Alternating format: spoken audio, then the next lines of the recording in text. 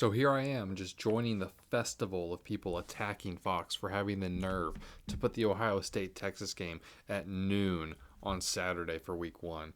Little to find out that maybe it wasn't Fox or Ohio State, but it was Texas after all. Texas, who's afraid of a night game in Columbus. Yep, they, unlike the Aggies, are not willing to go on the road for the premier out of conference game and play at night. No, they are far too afraid of something like that.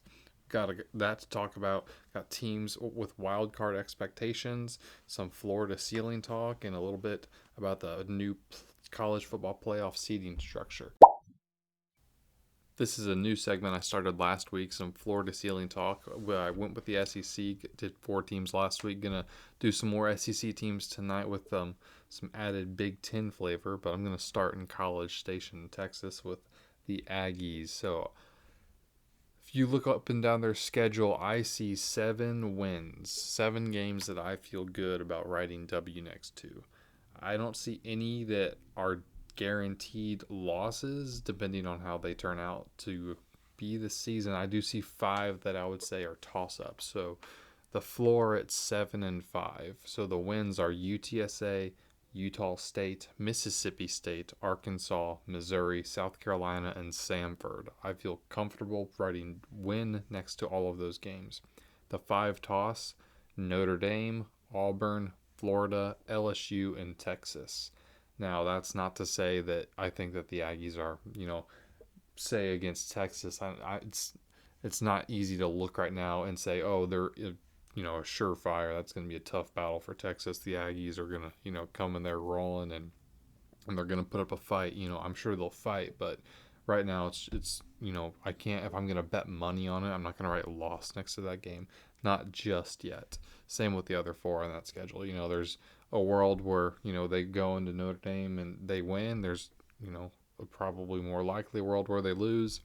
There's a world where, Auburn comes in and they put up a big fight. Same with Florida in Kyle Field. But, I think the Aggies playing at home, they absolutely stand the chance to win both of those games. And they haven't beaten LSU at home since 2016. Could be remembering that wrong, but regardless, it's going to be a tough fight for them in Baton Rouge. So I'm going to put the ceiling at 10-2. I think that A&M, they could pick off, a couple of those teams. If they could win 3 of those games, Auburn and Florida being the 2 big ones that I would say are best contenders for them to win, and Notre Dame probably out of the next, 3 between Notre Dame, LSU, and Texas, that's 1. So I think they could absolutely get 3 of those games, but they'll have to get the 7 others too. They can't slip up against Arkansas or Missouri. So, but speaking of Missouri, they are next on this list.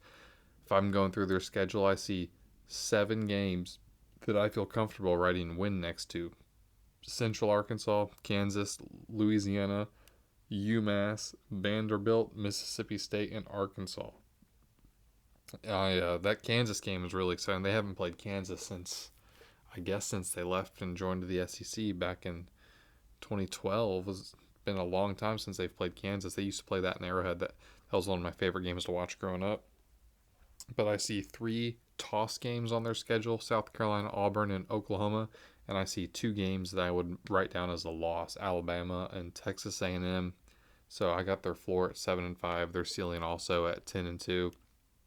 Anywhere in between wouldn't, be that big of a surprise. South Carolina, you put up a big fight last year. You almost beat them on, was that game on the road? I don't remember, but you almost beat the Gamecocks last year, the Auburn Tigers. It seems to be a pretty even matchup. It's always a fun game to watch. And Oklahoma, who knows? They're a pretty big wild card team for this season, so that's a toss-up right now, sitting here in May. Moving on to the Big Ten, we've got Oregon. Oregon does not play the toughest of schedules in that conference or out of, any of the Power 4 teams. 10 wins, I've got them. So Montana State, Oklahoma State, Northwestern, Oregon State, Indiana, Rutgers, Wisconsin, Iowa, Minnesota, and Washington. If Oregon is even, remotely comparable to what they were last year, do any of those opponents sound like they're going to give them a run for their money on the field. To me, they don't. Indiana's probably not going to be as good, but even if they were last year's Indiana, I don't think that Oregon would have a problem with them. Iowa, they always seem to have a good defense, but their offense is a joke, so Oregon should break loose in that one. Oregon State, the rivalry game, but they're just a shell of a program at this point. There's really no teams on here, in that 10-win, selection that I would say are really going to give them a run for their money. Two toss-up games, Penn State and USC. The Penn State game is probably the only one that they will lose. I guess, a little bit of that depends on how USC plays, but the way things are going there, I'm not going to write it down as a loss, but it's definitely not an easy win for the Trojans. So Penn State, probably the only game they'll lose. If they do lose one, their floor is 10-2. Shockingly, that's a pretty high floor. Ceiling is 12-0. Moving back down south to the SEC, Texas.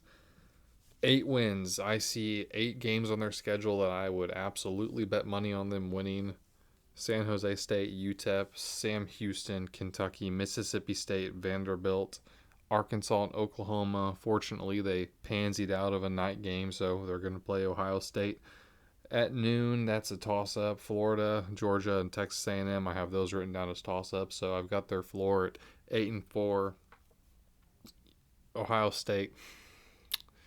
It's a real shame that they don't have the gall to go up there and play them at night.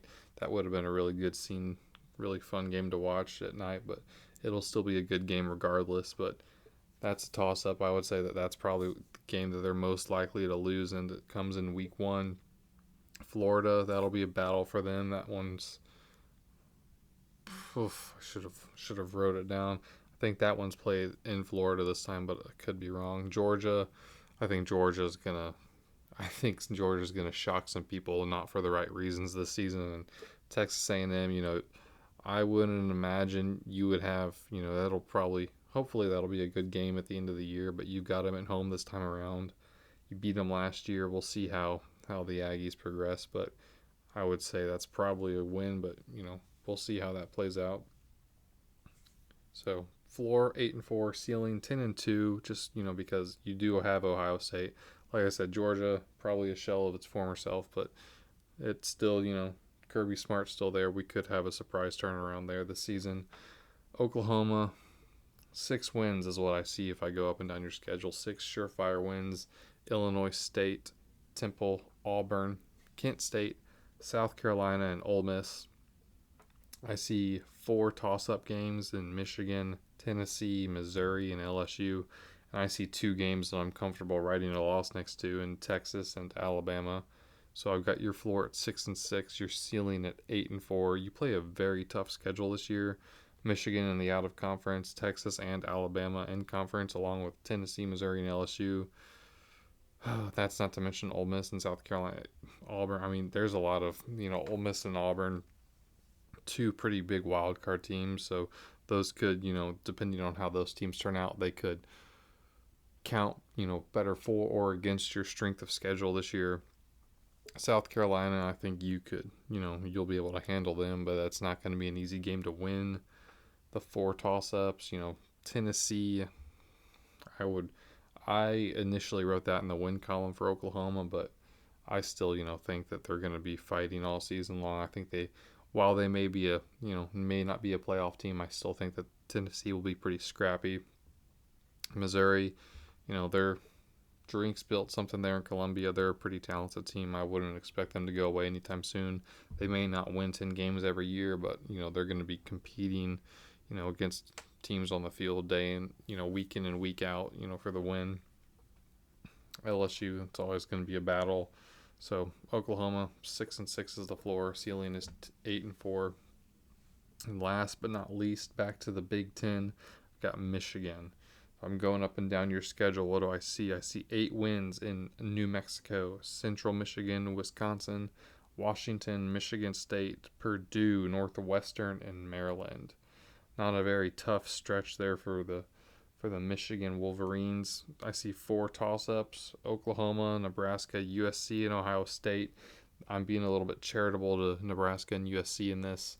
I also don't exactly know what Michigan's going to be. I could see a world where they, just kind of seamlessly integrate Bryce Underwood into their offense, and the defense doesn't really take too much of a step back, and they just kind of continue to roll under Sharon Moore. I also see a world where they kind of fall apart entirely, but with the schedule that they play, I don't think that it's going to reflect too poorly in the record. So Oklahoma, a lot of that, I just hope for a good game. Nebraska, like I said, I'm being a little charitable here, but they are progressing slowly but surely under Matt Rule, so that's why I have it in the toss-up column. USC under Lincoln Riley, they're always they tend to at least be somewhat of a threat on offense. They seem to kind of slowed the roll on that front, but they're not going away anytime soon entirely. And Ohio State, you've beat them 4 years in a row is what it is now. Even last year during their national championship season, you beat them shockingly as a 3-touchdown underdog. So it's definitely no part of me is going to write that down as a loss. But, Ohio State is still Ohio State. A lot of talent, a lot of good coaches, a lot of good players. So I'm not going to write it down as a win right now either. So Michigan, I've got your floor at 8-4. I've got your ceiling at 10-2. I don't think that you'll be able to beat, all four of those teams in the toss-up column. But, 11-1 wouldn't shock me either. Wild card teams that I could see the floor falling out or the glass ceiling being broken. It's always fun to think about. I want to start at Auburn. So, and you'll notice a theme on this list, and that's that a lot of these teams have new quarterbacks, and that is the case at Auburn. Jackson Arnold from Oklahoma is going to be starting there this year. Auburn has talent, so that's always what goes into it, is a team that has talented players, but the coaches are better at recruiting than they are at winning games. So that's why they kind of have these wild card expectations, because in a year, a team like Auburn that's fairly loaded now with really good football talent could go out and beat anyone, but they could also lose to anybody. And so it's hard to put your finger on, an over-under win total, whatever it is. Game to game, week to week, you really never know quite what you're going to get. Even as soon as you think they prove you wrong. They have 3 top 20 classes. 2 of those are top 10 classes. The portal this year, they have the number 8 portal class, and they are retaining these players. They're 22nd in returning production.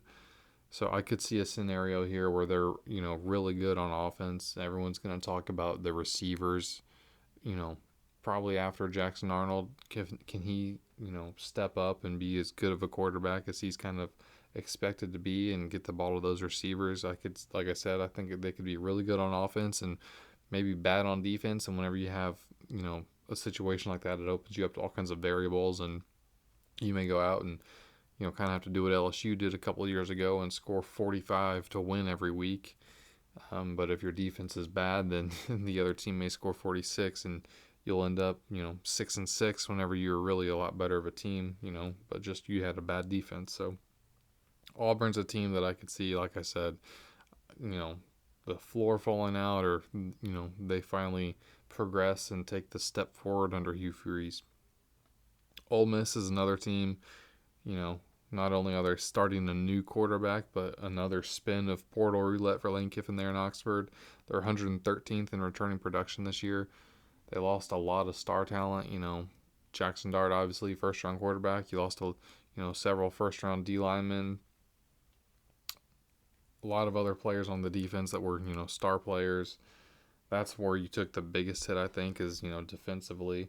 So Lane Kiffin, with Austin Simmons, everyone's, kind of starstruck whenever he came in for that one drive against Georgia, and it was a touchdown drive. He, had a really good showing, but, can that translate to a full season, for 12 weeks? I think Lane Kiffin always does a pretty good job on the offensive side of the ball. He always seems to have quarterbacks, sets them up for success, gets good play calls in for them, builds a system around them, and they tend to pan out. Can the defense return under Pete Golding there and, stop the other team? Because if not, then this is a, common theme. Could see a good defense or a good offense and a bad defense. So continuing in the SEC, moving on to Florida. Can the Gators keep the ball rolling? They ended last season with a lot of momentum. Is Billy Napier and those, are those players going to be able to continue that? They have another tough schedule that could hold them back. They could be a really good team again, but just, the schedule just weighs them down and, they can't break through. They could also have some injuries. It's no secret that DJ Lagway's had some health problems, in his throwing shoulder this offseason, and Billy Napier says that he's, kind of, back in action and he'll be ready to go, but, there's still some doubt and kind of a dark cloud hanging over the program a little bit around that. I expect him to be back. It's still even a little bit, curious of whether or not he's going to be fully healthy, even if he starts the season, but if he is fully healthy and doesn't have a flare up, throughout the season that holds him back and therefore the team back, then I think they could have a really good season. But then again, that's a big variable there, and without DJ Lagway, there's not exactly anyone behind him who's gonna impress. So USC out in Southern California, another new quarterback.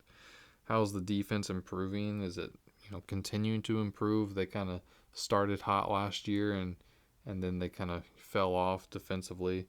It's starting to feel urgent there for Lincoln Riley. He's being paid a lot of money, obviously, that's no secret, and they expect more there.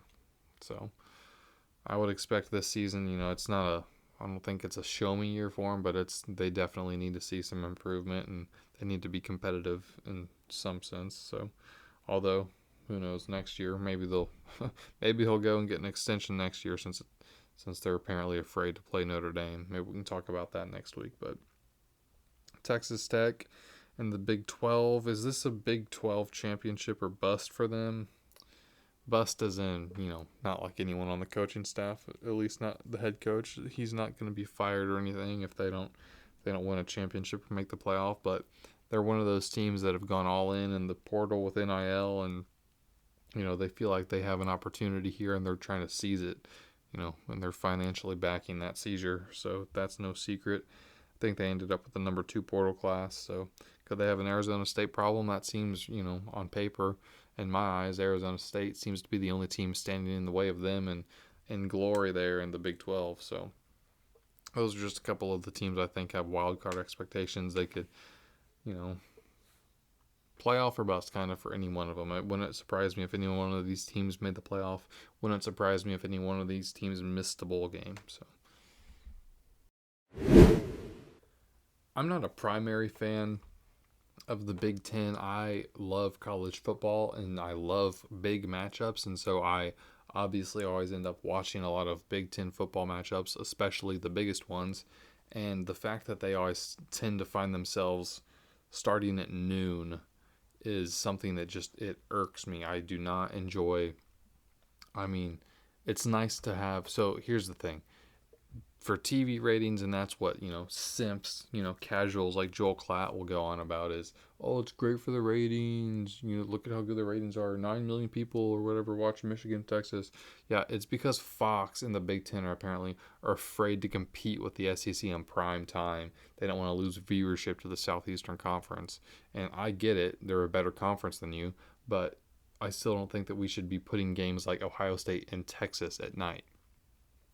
Penn State and Ohio State are the biggest victims of big noon kickoff because, they're the 2 of the 3 really, well, I guess not 3 anymore, 2 of the probably 5 or 6 biggest brands in the Big Ten now, and therefore a lot of their games, all of their high-profile matchups are going to be stolen from them, from a night game, and they're going to be placed at noon whenever people on the West Coast are just finishing their breakfast at 9 a.m.